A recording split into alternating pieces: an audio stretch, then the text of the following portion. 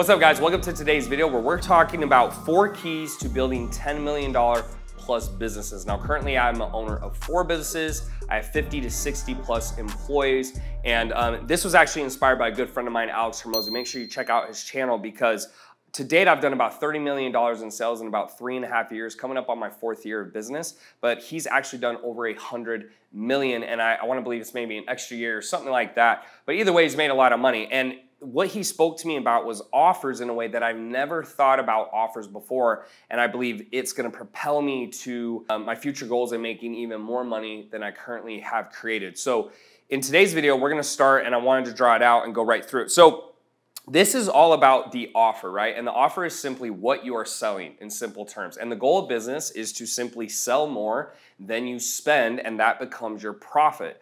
But what this does is it breaks it down in a way that shows you how you can make it easier or make your offer stronger in a way that I personally had never thought of before. And I wanted to share it with you because it was that influential to me. So the first thing is, do you have a good dream outcome? All this really is what does the client want, right? So typically when it comes to this, you want to sell something in the health, wealth, or relationship sector, right? Because everyone wants either more money, they want better relationships, or they want more health, right? They want to be in better shape, they want to lose fat, etc.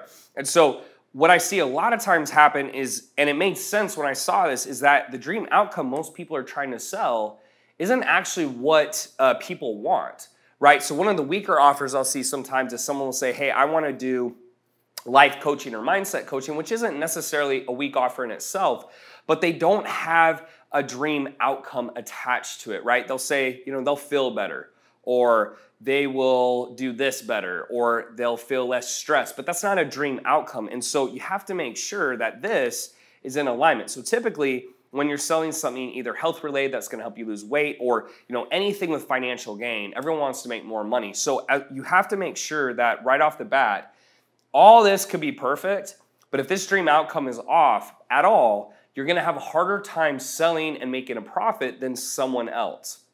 Now, this next thing is perceived likelihood of achievement. So the more I thought about this, the more it made sense. And even with my offers that I offer people, is people are always thinking of what is the risk involved?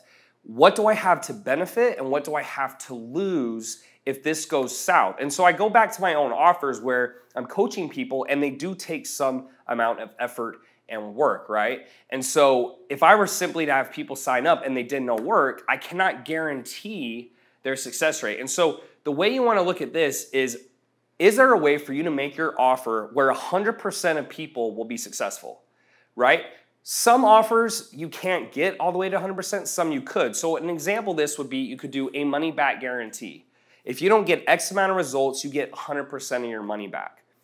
Something else could be that you do all the work for them. So you could go to someone and say, hey, I will run your business, or let's hypothetically speaking, if it was a fitness offer, you could say, I will work out for you, I will eat the meals for you, right? Now, the downside, and this is what you have to think about as well, is you're like, oh, that makes 100% sense. So why would I just do a 100% money back guarantee or, do all the work for them? The issue is then you have a scaling problem typically with fulfillment, right? So the higher chance of likelihood that you make, it can create issues in fulfillment. So think about it. If you do a money back guarantee offer, what if you get a client who doesn't do any work, but it will take some work for them to be successful? Well, now you're going to be giving a lot of refunds for the clients who are not willing to do that work. Or if you're going to do all the work for them, you would have to have a massive fulfillment team, and it may not be scalable because now your expenses are too high. So as we're going through this, keep in mind, you're trying to find the perfect balance, the perfect blend of all these 4 things, and that's what makes some offers extremely scalable. And remember, I mentioned Alex earlier. He's been able to do as high as 30x plus ROI in his companies because his offers are so powerful, right? Versus a typical internet marketing offer, you may get a 4x, right? Which is amazing, or even a 5x, but 30x is unheard of. And I think this first key is trying to make sure that as many people who go through your courses or programs or services or buy your products have as close to 100% chance of likelihood of achievement as possible, but you have to sit and decide if you're going to handle that fulfillment, right? So one last example before we move on. In this case, some people will do group coaching, right? Why? Well, because it's easier to fulfill on, and maybe they charge a small enough amount that most people will see success at that percentage. As soon as you start charging more money, right, maybe the chance of likelihood goes down that they'll be successful, and you're also increasing how hard your fulfillment is. So again, there is a balance there, but I think that was so key for me to see, because now in all my offers and businesses, I'm going, how can we take this and make it as close to 100% as possible, but still scale it, right? Now here you're gonna see a division line. The reason for that is because the goal is if you can get either of these things to 100%, it will nullify the things up here. So meaning the dream outcome and the perceived likelihood of achievement will be beaten essentially if you can get a result in a faster amount of time, or they don't have to do any work, right? So effort and sacrifice. So to give you a couple of real life examples, Uber beats taxis every day of the week because of time, right? It's faster, and on top of that, it's cheaper, right? Netflix is the same thing. Why did it beat Blockbuster? Here. So what you'll notice, and this was something I learned as I was going through this material, is the bigger companies usually are focusing in these two sectors and less up here. So most of your time should be spent here. So time delay, for example, if you can get someone a result in 4 weeks versus the next coach or service in 4 months, obviously they will pay more money for this than they will for the 4 month, even if it's more expensive, right? That was super powerful for me to learn here. So if you can figure out a way to increase the speed your students get results. So in a perfect world, let's give you a fitness example and a business example. A fitness example would be you will lose 30 pounds by tomorrow, right? Now that's not realistic, but what if someone said, hey, I'm gonna go and do liposuction? Liposuction is instantaneous, right? And that's why people do it, because think about it. They get their dream outcome. The chance of success is 100. It's instantaneous, and they don't have to do any work. Versus a regular fitness offer, right? Sorry about my glasses, guys. I thought it made me look smart. Damn! Versus a fitness offer is you could get the dream outcome, but the chance of success is lower. There's a massive time delay, 3, 4, 5 months, depending how big they are, it could be longer. And then they have to put in a lot of work, right? Let's do a business transaction.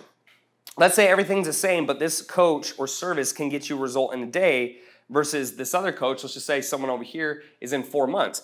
Obviously, that is more advantageous. So some things cannot happen that fast, but the goal is to get as close to that as humanly possible. Hope that's making sense as we're going through this video. Effort and sacrifice. I think this specifically right here is one of the biggest keys in my business, because essentially, as people are either buying a service or a course, most people, right, they want to do as little work as possible. They won't admit that, but that's the truth.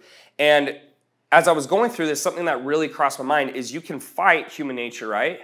You can fight human nature and say, hey, I'm only gonna work with clients who are gonna work hard and they don't mind, waiting and being patient, all these things. But the average human being wants everything with no work. They want it now, and they want 100% chance guarantee that it's gonna happen for them, right?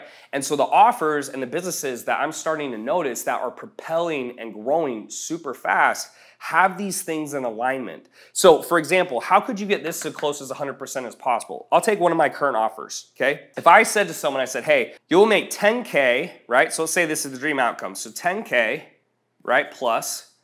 You're gonna do it by tomorrow, so 1 day. The chance of likelihood is 100%, right? And you don't have to do any work. I'll do it all for you, right? That's supposed to be a 0, guys, sorry.